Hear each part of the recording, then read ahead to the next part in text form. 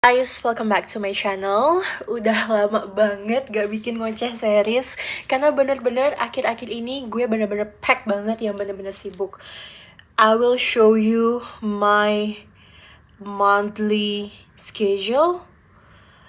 Di bulan September gue totally full, bener-bener totally full kayak gini. Nah, ini salah satu alasan kenapa gue pengen bikin vlog hari ini. Jadi tadi pagi sebelum gue breakfast, gue tuh renang dulu di bawah. Nah, view dari kolam renang di hotel ini itu langsung menghadap ke stasiun LRT gitu, dan dari atas tuh kelihatan jelas jalanan dari Kuningan ke Rasuna Said. Jadi lo tahu kan kalau pagi-pagi jam 8 itu orang-orang udah kelihatan desek-desekan di dalam LRT, terus dia juga banyak yang lari-larian masuk ke kantor, terus jalanan juga pack banget gitu. Nah, dari situ gue agak terketuk dong. Gue ngomong ke diri gue sendiri kayak, ya Tuhan, terima kasih di hari Senin ini aku masih bisa berenang, aku masih bisa nyantai, aku masih bisa bengang-bengong, sementara orang yang lain mungkin tidak mendapatkan ketenangan dan kebahagiaan yang sama seperti gue di hari Senin gitu. Bahkan banyak banget teman-teman gue yang mikir, besok Senin mungkin kalian juga ngerasa gitu kali ya, kayak kalian tuh nggak feeling blessed ketika mengawali minggu kalian gitu, which means hari Senin gitu. Nah, dari sini gue berpikir lah,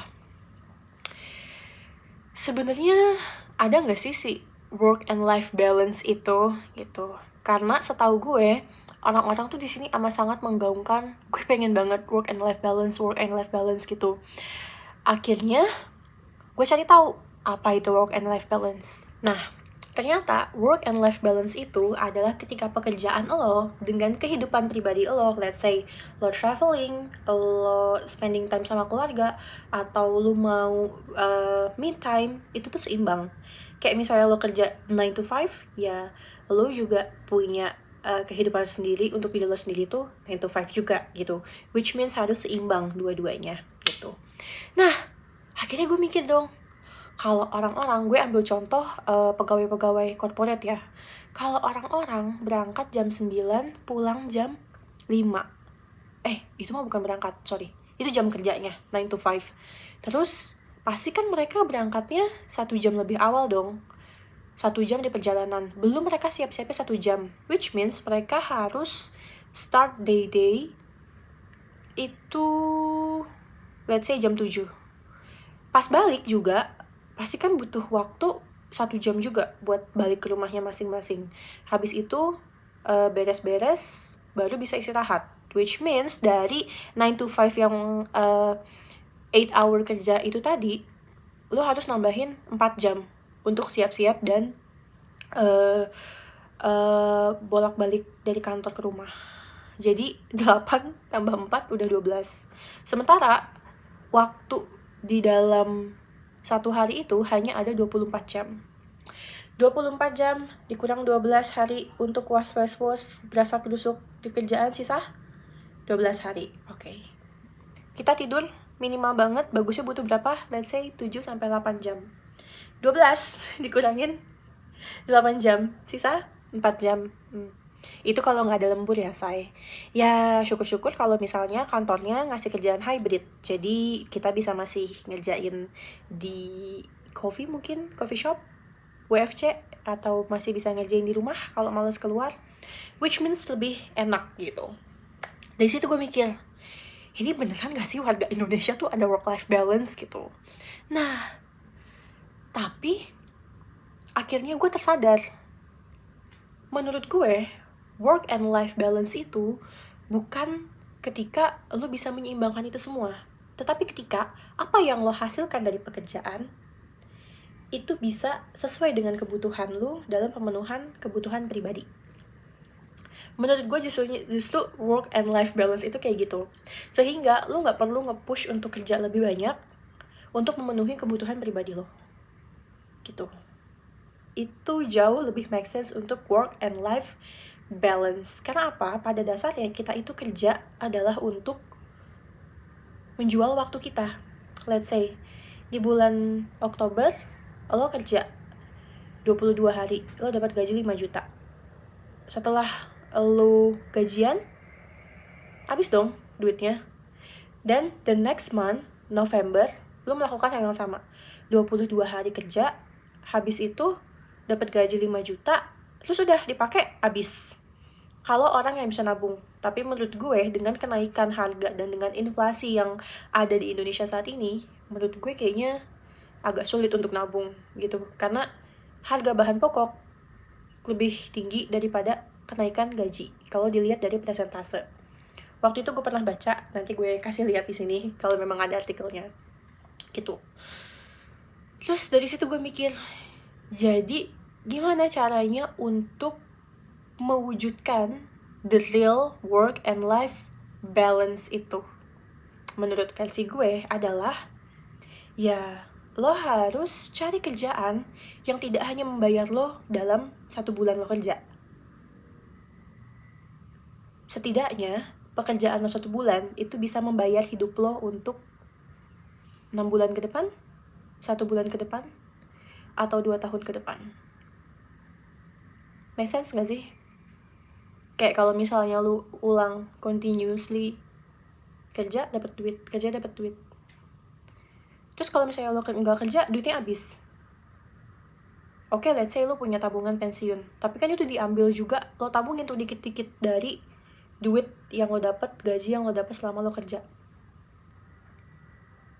Let's say 5 juta, 8 juta, 10 juta. I don't think it's possible. Itu yang menjadi keraguan gue. Dan gue merasa kayak, gila, tertekan juga ya. Khususnya anak-anak Gen Z zaman sekarang. Coba kayak lo bayangin, mungkin di antara kalian banyak banget teman-teman yang gue nggak nyindir sih. Kayak lo beli iPhone baru, lo beli mobil baru, dan segala macam. Let's say lo nyicil, dan it's okay, itu kebahagiaan lo sendiri dari duit yang lo dapetin. Tapi kalau continuously lo dapat gaji yang segitu, menukar waktu lo untuk mendapatkan gaji itu, dan gaji itu dipakai untuk membayar cicilan-cicilan lo, kayak apa yang tersisa gitu. Kalau lo masih sehat, lo masih bisa kerja, masih bisa memenuhi kebutuhan harian sampai dengan bulan ke depan, sampai lo dapat gaji lagi. Tapi kalau misalnya lo nggak bisa kerja, misalnya ada resiko kehidupan di tengah-tengah, misalnya nggak tahu apa-apa, nggak ada angin, nggak ada hujan, lo kepleset, habis semua gitu. Ya nggak sih? Gue mikir kayak, kenapa gue bisa ngomong kayak gitu? Karena sedikit cerita, gue itu selesai kuliah sebetulnya 3,5 tahun. Selama 3,5 tahun itu, 2 tahun gue habiskan untuk belajar di kampus gue sebagai seorang mahasiswa pendidikan geografi, which means nantinya akan menjadi guru. Dan 1,5 tahun gue habiskan untuk belajar di TNI AU. Karena saat itu, gue bener-bener dapat privilege, gue dapat kesempatan untuk bisa membuat peta terbang untuk awak pesawat kecil untuk para tentara yang masih untuk tentara yang mau bawa pesawat kecil waktu itu. Jadi saat itu gue memenuhi kebutuhan pembuatan peta untuk mereka pada terbang. Gue selesai. Dari situ, karena gue lulusan pendidikan geografi, gue gak start untuk kerja jadi guru, say. Gue gitu tuh cabut ke Malaysia. Gue ngerjain my family business. Waktu itu kita kerja sama dengan orang Korea. Dan saat itu kerjaan gue adalah hybrid. Jadi kalau misalnya ada meeting baru gue datang ke site. Kalau misalnya nggak ada, ya gue handle semuanya via online gitu. Dari yang mulai gajiannya gue itu fixed rate per month. Terus tahun selanjutnya itu per project. Dan tahun terakhir gue kerja di situ tuh itu per hour gitu. Dan waktu itu juga rate-nya pakai Singapore dollar. Lumayan.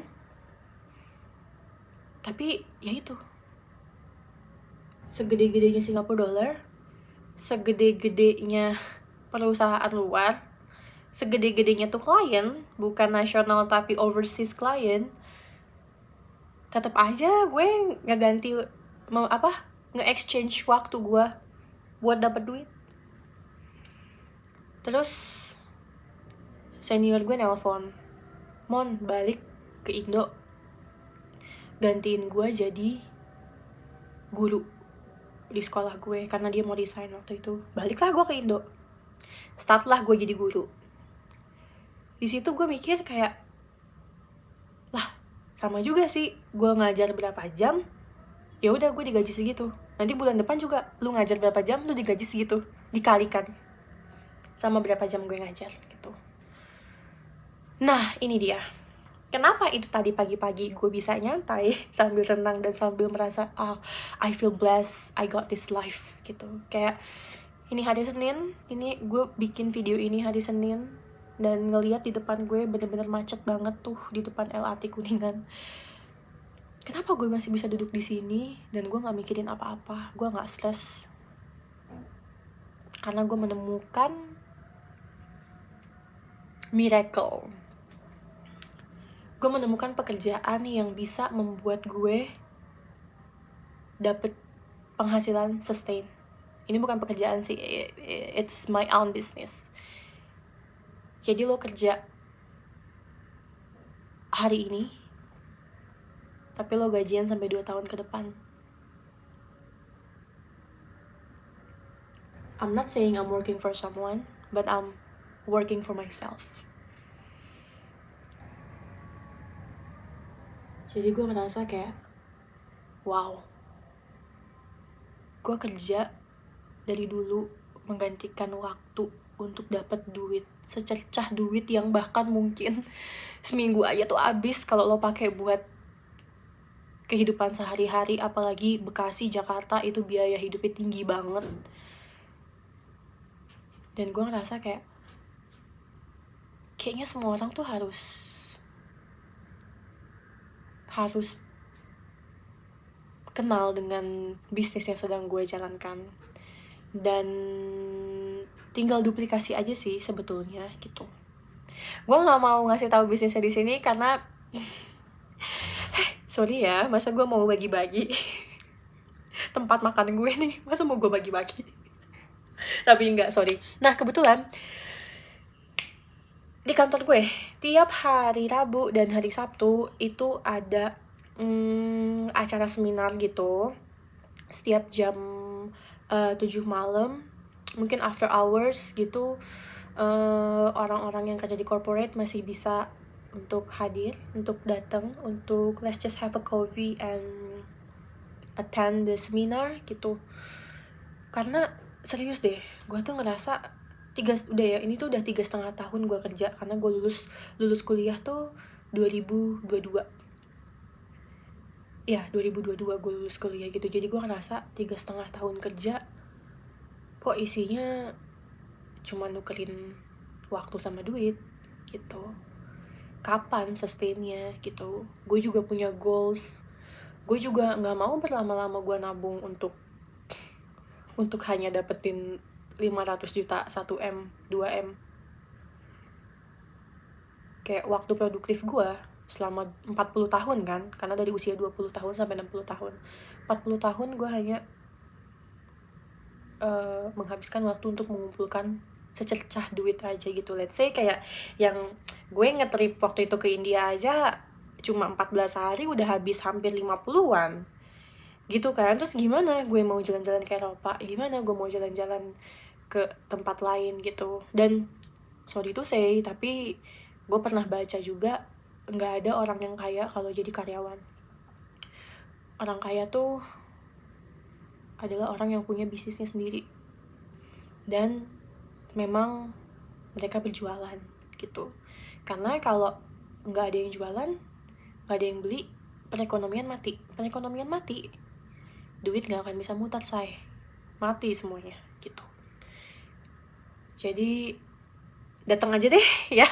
Ini bener-bener gue keluh kesah atas keresahan gue tadi pagi pas gue lagi tenang gitu. Gue ngerasa kayak mereka tuh sebenarnya bukannya stagnan untuk kerja sebagai pegawai corporate atau pegawai-pegawai yang lainnya, tapi mereka hanya belum menemukan, oh ternyata ada loh opportunity ini di dunia ini yang bisa ngebuat kita nggak lagi ngeganti waktu sama uang gitu.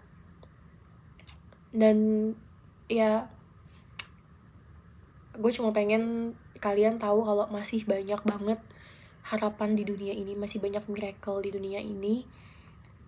Gue tahu mungkin kalian ada yang sandwich generation, kalian ada yang